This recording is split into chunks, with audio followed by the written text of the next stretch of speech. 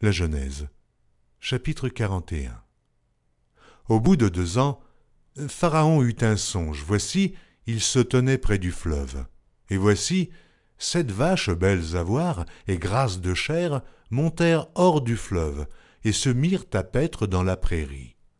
7 autres vaches laides à voir et maigres de chair montèrent derrière elles, hors du fleuve, et se tinrent à leur côté sur le bord du fleuve. Les vaches laides à voir et maigres de chair mangèrent les 7 vaches belles à voir et grasses de chair. Et Pharaon s'éveilla. Il se rendormit et il eut un second songe. Voici, 7 épis gras et beaux montèrent sur une même tige. Et 7 épis maigres et brûlés par le vent d'Orient poussèrent après eux.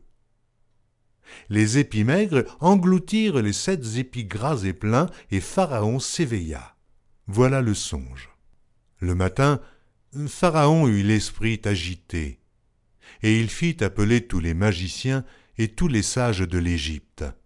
Il leur raconta ses songes, mais personne ne put les expliquer à Pharaon. Alors le chef des échansons prit la parole et dit à Pharaon : « Je vais rappeler aujourd'hui le souvenir de ma faute. » Pharaon s'était irrité contre ses serviteurs, et il m'avait fait mettre en prison dans la maison du chef des gardes, moi et le chef des panetiers. Nous eûmes l'un et l'autre un songe dans une même nuit, et chacun de nous reçut une explication en rapport avec le songe qu'il avait eu. Il y avait là avec nous un jeune Hébreu, esclave du chef des gardes. Nous lui racontâmes nos songes, et il nous les expliqua. Les choses sont arrivées selon l'explication qu'il nous avait donnée. Pharaon me rétablit dans ma charge, et il fit pendre le chef des panetiers. Pharaon fit appeler Joseph. On le fit sortir en hâte de prison.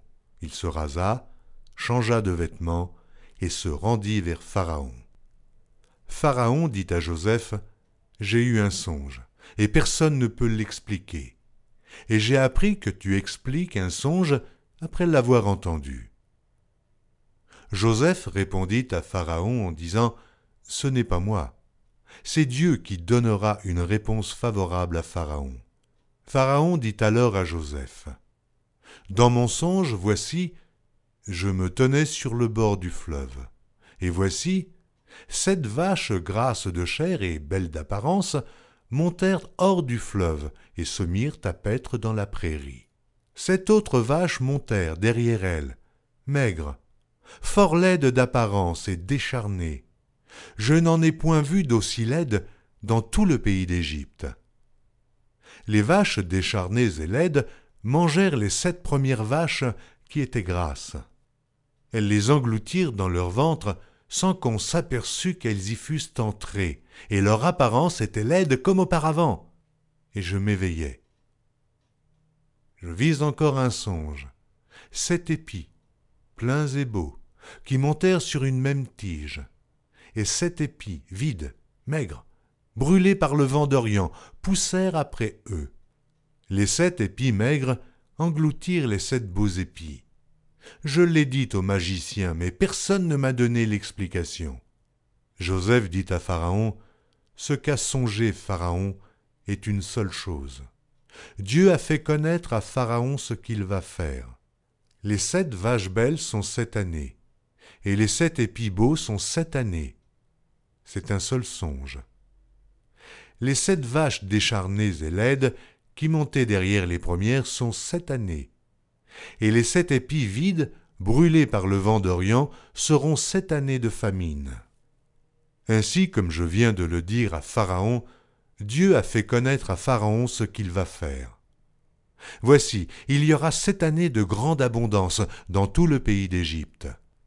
7 années de famine viendront après elles, et l'on oubliera toute cette abondance au pays d'Égypte, et la famine consumera le pays. Cette famine qui suivra sera si forte qu'on ne s'apercevra plus de l'abondance dans le pays. Si Pharaon a vu le songe se répéter une seconde fois, c'est que la chose est arrêtée de la part de Dieu, et que Dieu se hâtera de l'exécuter.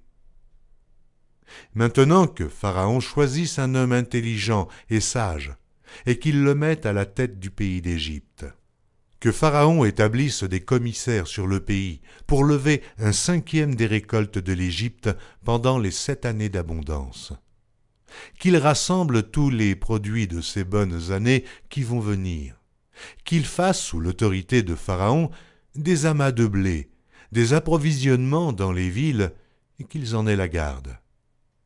Ces provisions seront en réserve pour le pays, pour les 7 années de famine qui arriveront dans le pays d'Égypte, afin que le pays ne soit pas consumé par la famine.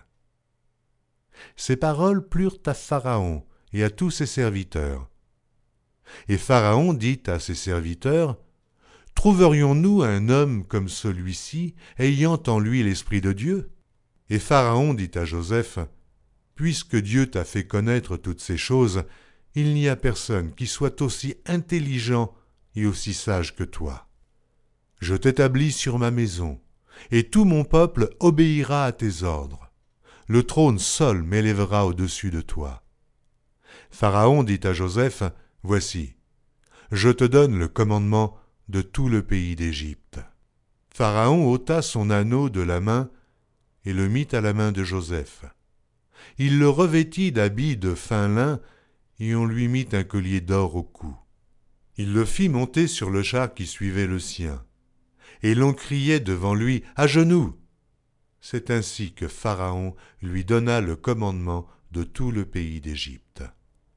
Il dit encore à Joseph, « Je suis Pharaon, et sans toi, personne ne lèvera la main ni le pied dans tout le pays d'Égypte. » Pharaon appela Joseph du nom de Tsaphnath-Panéach, et il lui donna pour femme Asnath, fille de Potiphéra, prêtre d'On. Et Joseph partit pour visiter le pays d'Égypte. Joseph était âgé de 30 ans lorsqu'il se présenta devant Pharaon, roi d'Égypte, et il quitta Pharaon et parcourut tout le pays d'Égypte. Pendant les 7 années de fertilité, la terre rapporta abondamment. Joseph rassembla tous les produits de ces 7 années dans le pays d'Égypte. Il fit des approvisionnements dans les villes, mettant dans l'intérieur de chaque ville les productions des champs d'alentour. Joseph amassa du blé comme le sable de la mer, en quantité si considérable que l'on cessa de compter, parce qu'il n'y avait plus de nombre. Avant les années de famine, il naquit à Joseph 2 fils, que lui enfanta Asnath, fille de Potiphéra, prêtre d'On.